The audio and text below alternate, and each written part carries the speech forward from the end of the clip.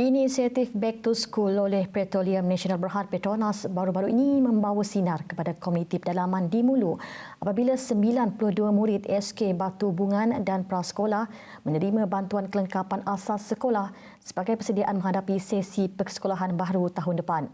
Program ini dianjurkan dengan kerjasama Sarawak Energy Berhad dan Jabatan Pendidikan Negeri Sarawak JPNS bagi membantu murid yang berdepan cabaran geografi, kos logistik dan kekangan sosioekonomi. Usaha ini bukan sahaja meringankan beban keluarga, malah meningkatkan kehadiran murid ke sekolah serta memastikan kesinambungan pembelajaran murid di kawasan pedalaman. Ikuti laporan khas disediakan Mukri Aziz dan Alex Teo.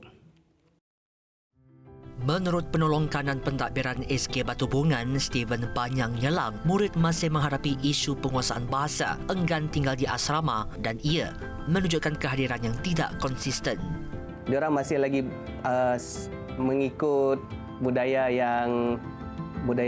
lama lah tu, macam diorang tak selesa duduk di asrama, diorang tak nak berjauhan dengan family. Biasalah budak kan. Dan juga lagi satu cabaran yang agak berat adalah tentang penguasaan bahasa juga. Mereka lebih kepada menggunakan bahasa ibunda lah, lebih selesa menggunakan bahasa ibunda untuk berinteraksi lah. Agak susah untuk kita berkomunikasi. Kan ada juga masalah pelajar yang jarang datang ke sekolah lah. Okey, macam yang kami orang buat sebelum ni, kami orang ada program yang ziarah cakna tu, pergi melawat mereka ke rumah dan bertanyakan kenapa mereka tak datang sekolah lah. Beliau memaklumkan bahawa kos menyediakan kelengkapan sekolah semakin membebankan keluarga berpendapatan rendah, terutamanya golongan B40 kerana mereka terpaksa menempuh perjalanan 6 jam menaiki bot ke Marudi dengan kos petrol hampir RM800 hanya untuk mendapatkan barangan asas. Sementara itu, penolong kanan hal ehwal murid, Michelle Lee Beze, turut mengakui bahawa ramai murid masih bergelut menguasai bahasa Inggeris walaupun Mulu dikenali sebagai destinasi pelancongan antarabangsa. Mereka takut untuk buat kesilapan, takut untuk menuturkan perkataan yang salah dalam bahasa Inggeris. Jadi mereka susahlah kalau kita nak dengar mereka cakap bahasa Inggeris. Malu. Mereka malu.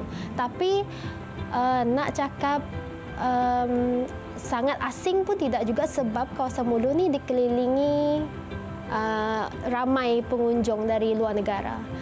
Even orang kampung mereka sendiri yang sebagai tour guide pun selalu bercakap bahasa Inggeris.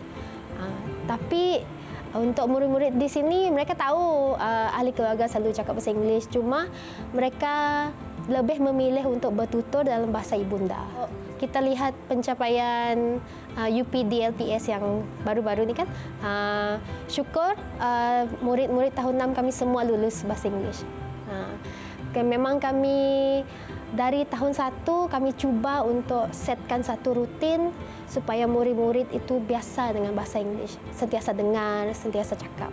Oleh itu, Timbalan Menteri di Jabatan Premier Sarawak Buruh Imigresen dan Pemantauan Projek, Datuk Kerawat Kala berkata, program sedemikian dapat menyokong pembangunan modal insan di kawasan pedalaman. Saya percaya bahawa inisiatif ini akan terus menjadi pembangkit perubahan dalam kehidupan murid-murid dan masyarakat tempatan, khususnya di Sarawak ini, kerana setiap pelajar yang dibantu hari ini adalah masa depan negeri kita.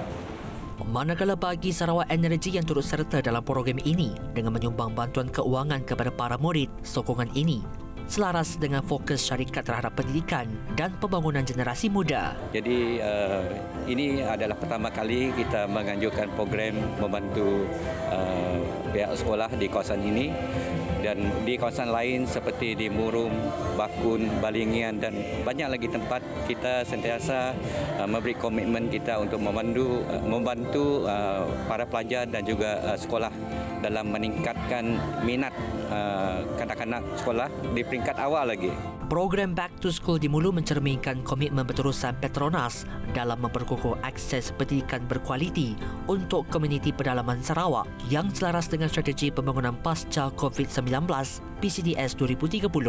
Inisiatif ini bukan hanya memberi inspirasi tetapi turut menampilkan kisah anak pedalaman yang kini bergelar profesional menjadi bukti bahawa kejayaan mampu dicapai oleh sesiapa sahaja.